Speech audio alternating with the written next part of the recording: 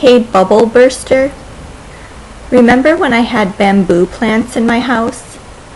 And then they all died, and I was so upset?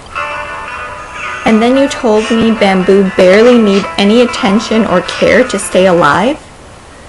That didn't make me feel any better. You can't touch this.